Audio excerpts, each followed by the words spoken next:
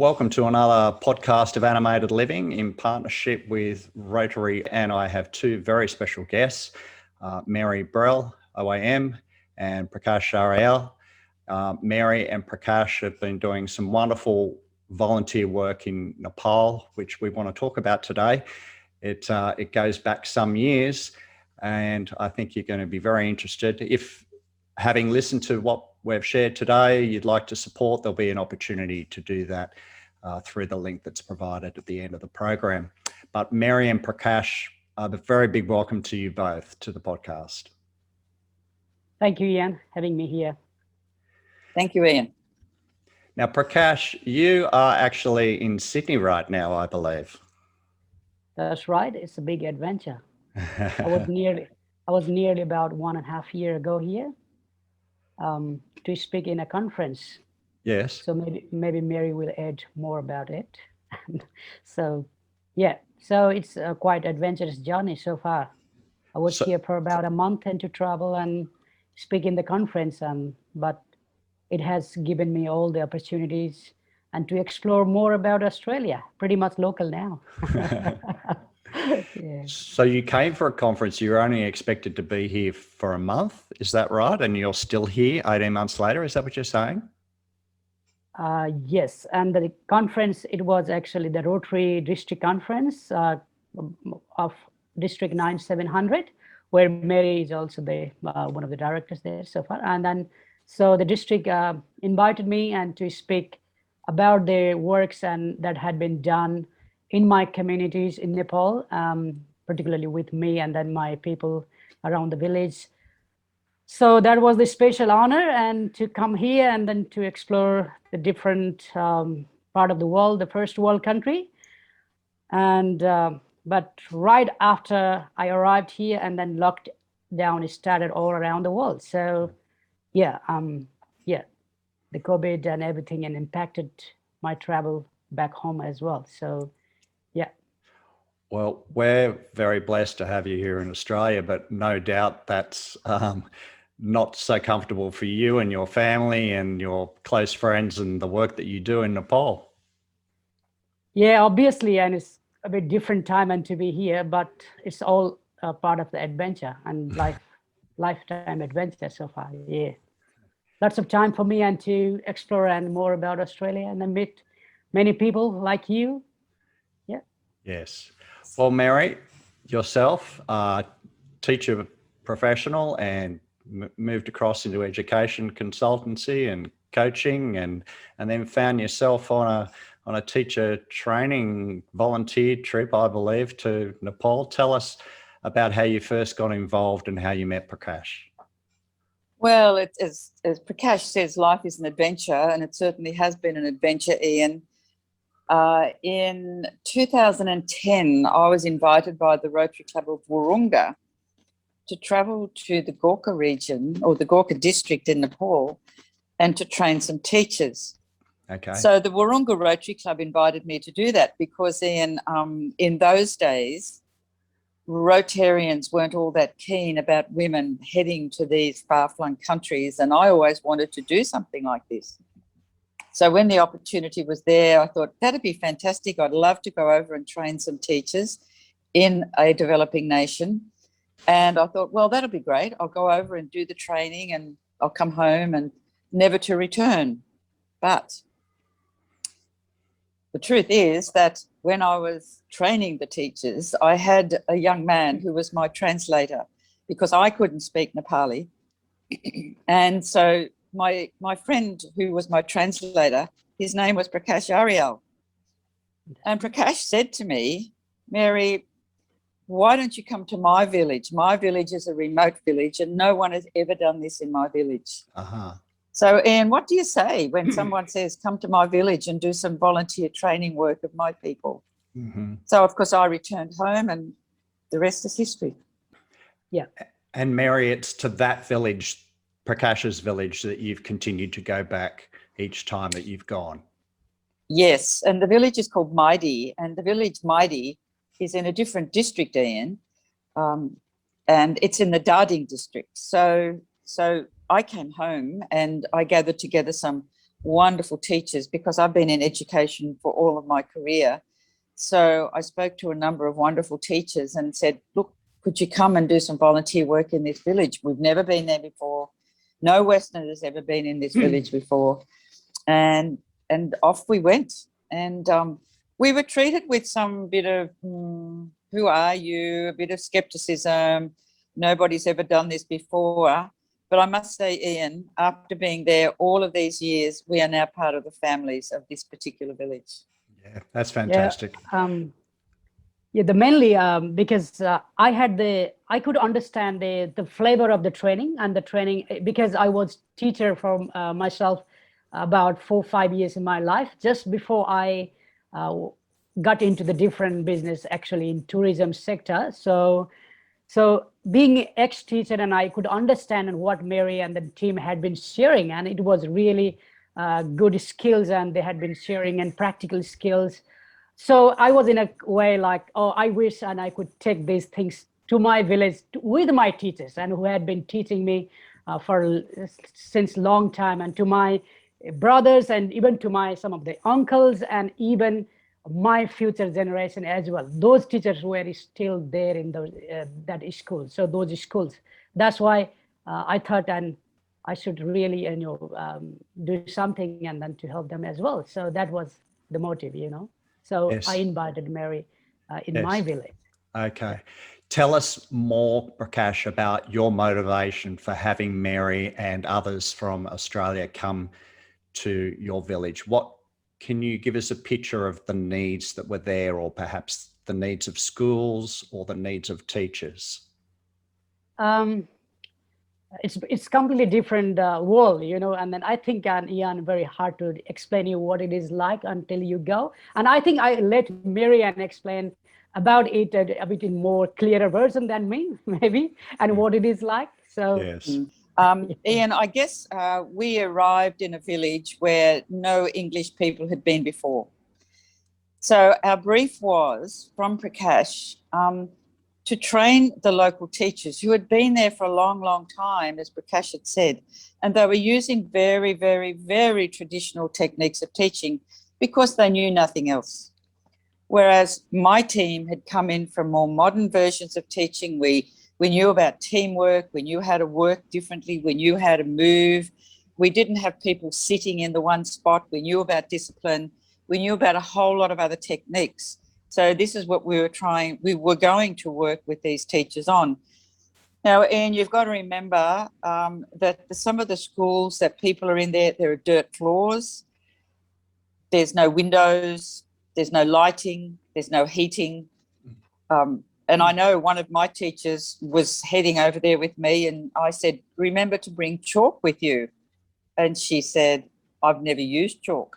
And I said, well, you're going to be using chalk, because there was no whiteboards, there was no technology. So the teachers I took in were very experienced, and they had a lot of techniques that they'd been using for many, many years. So we were going back to a lot of those old, wonderful, true teaching techniques that we were then going to work with these people. But the conditions were pretty tough, Ian. The conditions were tough. A couple of the people were teaching mathematics, and I can remember this very clearly. And they were trying to get across the idea of triangles and isosceles triangles and equilateral triangles. So they went out into the yard, and they got some sticks, and they were using sticks, putting sticks together, moving sticks. We used stones to count. There was no paper. So we had to use the environment to find our resources. But that's also what we were trying to explain to the people in the village. The environment has all your resources. Mm-hmm. Mm-hmm. Prakash, what was the reaction? Mary mentioned people were a little bit hesitant at first because this team was very new to your area, and they'd never had an English-speaking team come before. What was the reaction initially, and what has been the reaction over time?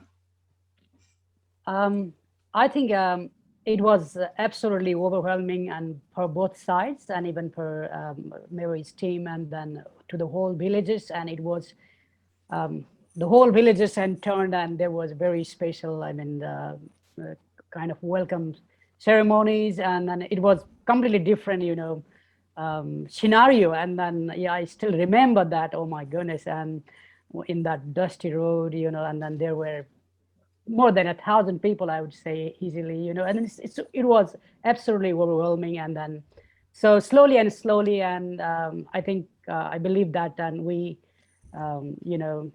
came to understand each other. Yeah, as with time, and I think, and we started with teaching, and then so far, and it went so much more than teaching, teaching the teachers, or training the teachers.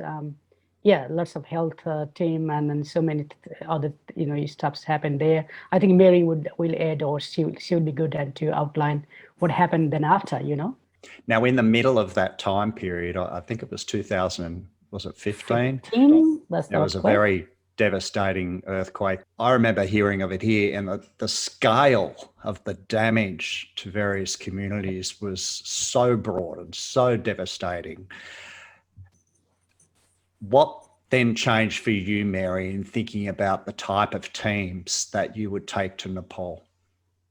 Well, it was a pretty, we were there at the time of the earthquake. We were in a bus, a little tiny bus, traveling from one spot to the other. And all of a sudden the bus was moving, and we thought, oh gosh, there's a flat tire, there's something wrong. And then we saw the buildings moving, and Prakash said, oh my God, it's an earthquake, everybody out of the bus. So we got out of the bus, Ian, and we were standing on the road, and we were physically jolted around by this earthquake. It was incredibly, incredibly severe, and we didn't realise how bad it was. No. And stupidly, I said to someone next to me, oh, I'm sure they won't hear about this in Australia. Oh, what a stupid statement. And then, of course, we realised that everybody in Australia was really worried about us. But it was really interesting, Ian, because we'd only just left the village the day before. And I was saying goodbye to all my friends in the village, because I said, you people have been trained now, you don't need us anymore. We will not return to the village. And it was a really sad time. But as a result of the earthquake, I then came home, and the Rotary family just engulfed us. And the amount of money that was donated to this particular project to support the rebuilding of Maidi, our village, was $250,000 plus. So I then gathered a number of builders who wanted to come and help. So we went over, and I took builders over from Orange and the surrounding district, and we then trained people in Maidi how to build earthquake-proof houses. It was about training the people. It was very, very important that everybody was trained. So our focus has been on training. All this money kept coming in, which was just overwhelming. And I was in constant contact with Prakash and the village. He was in the village along with a number of the other teachers that I'd been working with, who were taking on an incredible leadership role, Ian. So the money went to Prakash, and he then immediately went to the village, and they bought and they purchased lots and lots of tin, and the local people were able to build temporary shelters. Now, that happened within a week to 2 weeks after I returned to Australia. And I believe that particular village was one of the first ones to react, to be able to support their local people. But it was only because of the link and the relationship and the trust that we had developed, Ian, with the people in the village, and being led by people like Prakash and a couple of the other teachers. So that was an immediate response. Yeah.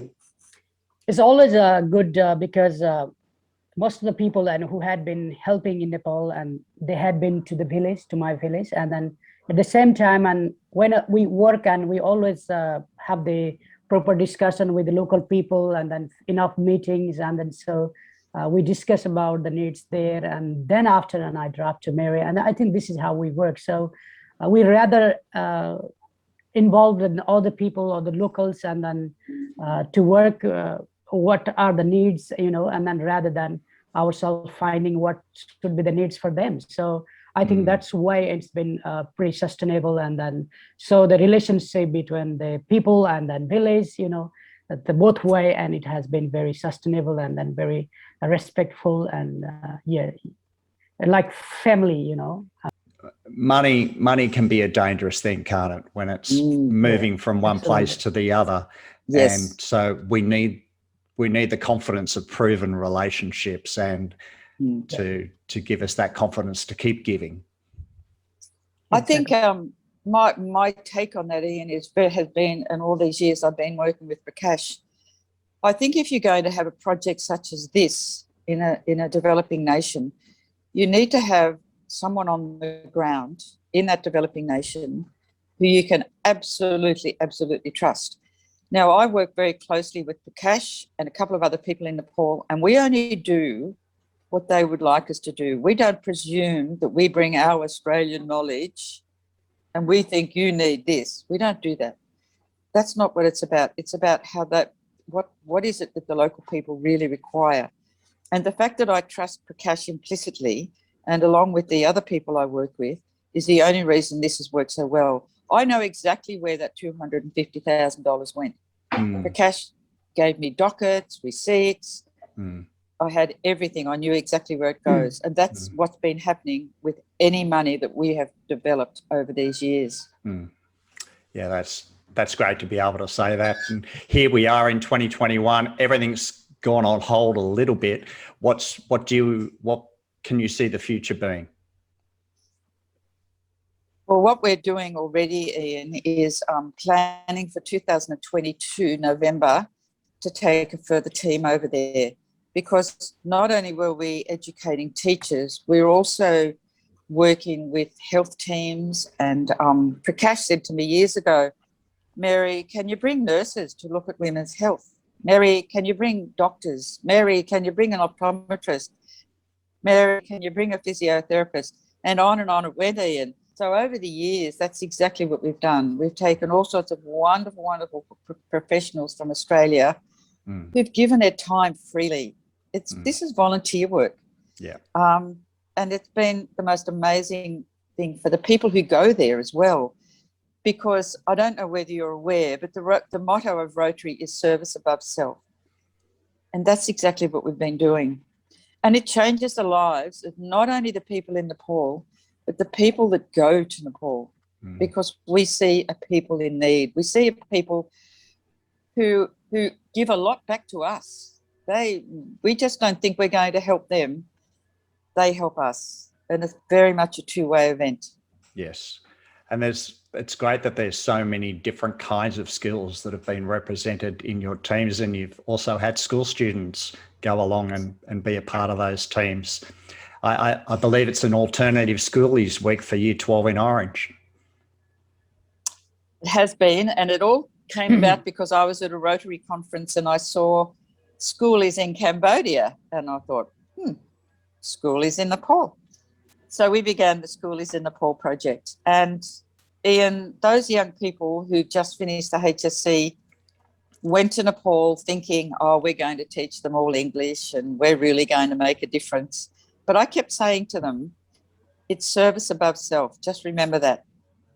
So after they'd been to Nepal, there's wonderful young people. They would come home and the parents said, they're different kids. They're not the people who went. They now aren't about me. They're about we.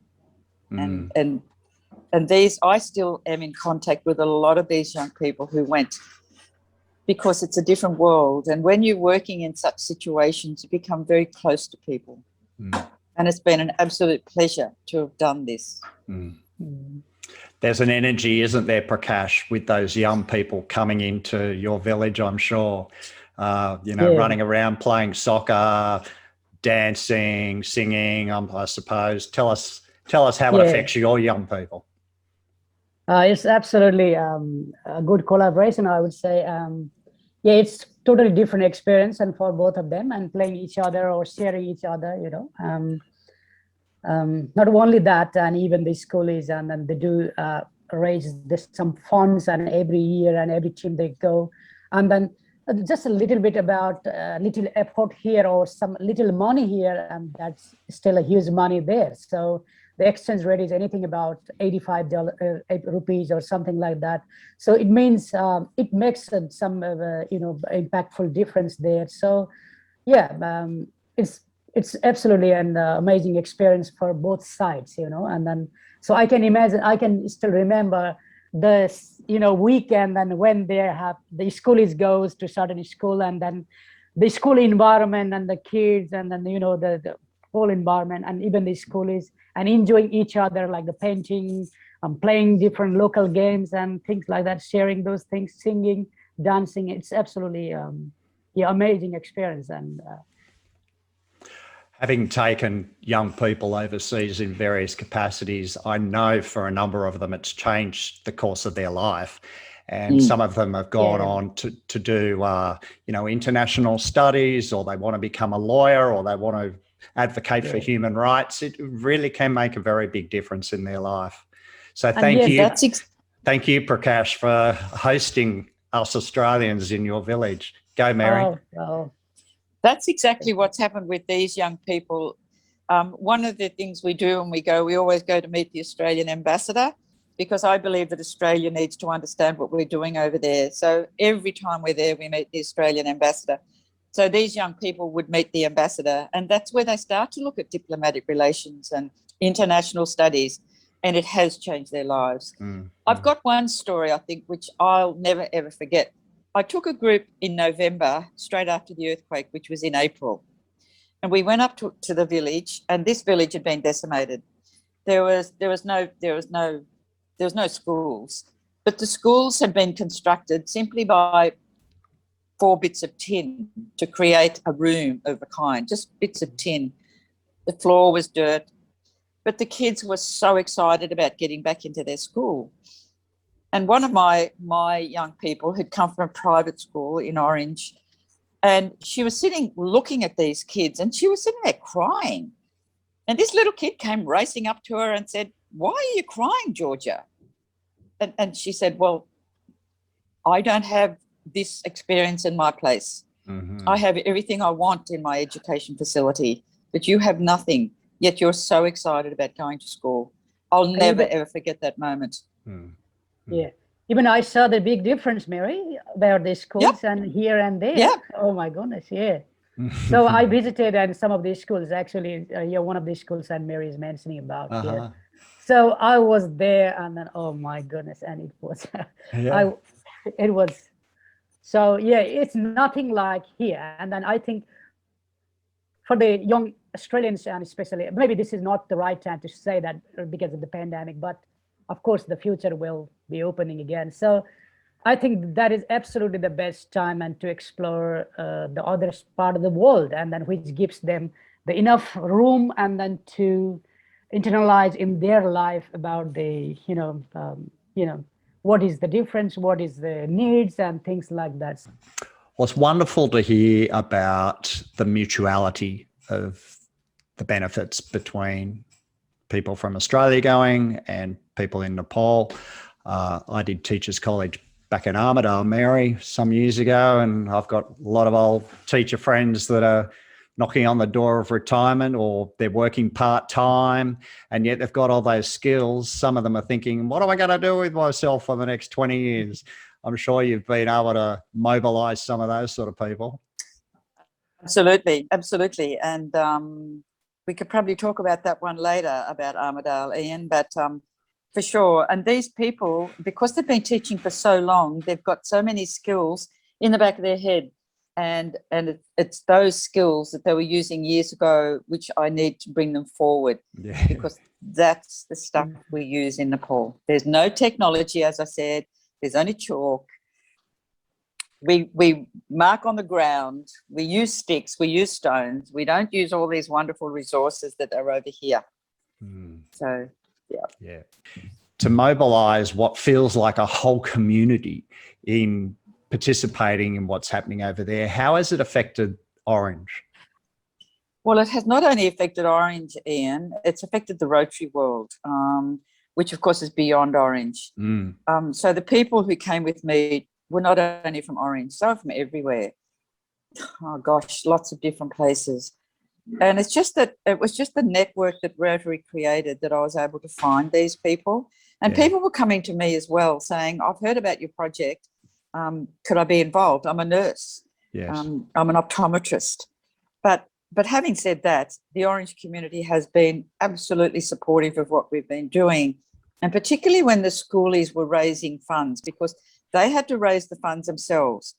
We were asking them to raise funds to get themselves there, but also we asked them to raise funds that they could use whilst in the various villages we were working in. Mm. So the Orange community really got behind that. The schools they came from got behind it. So everybody knows about the Nepal project. That's how we're known. I'm known because I work in Nepal. And that's a humbling experience, really. Mm. Well, we have the details that are going to be coming up on the screen about how people can be involved in supporting this project. If they were to be giving in 2021, Mary, how is that money going to be used? Well, at the moment, the money is going to be used to support an agriculture project that we now have over there, Ian.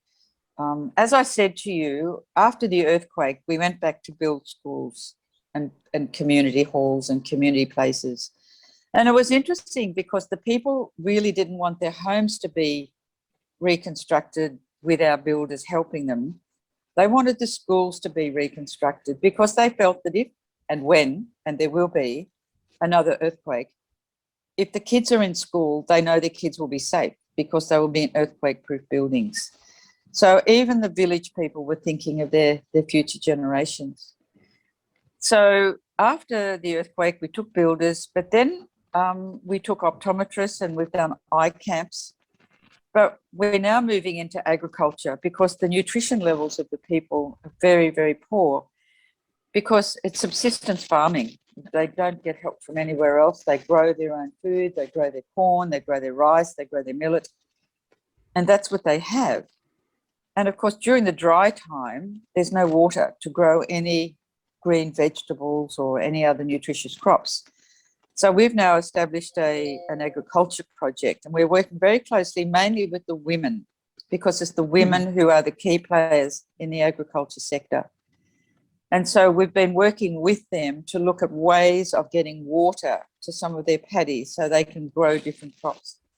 So we're in the process with Prakash, right as we speak, organising some tanks, some water storage devices that we can store the water that comes through when the monsoon is on, so that when the dry time is on, there'll be more water. So a lot of our money at the moment is going to support that agriculture project. Mm-hmm.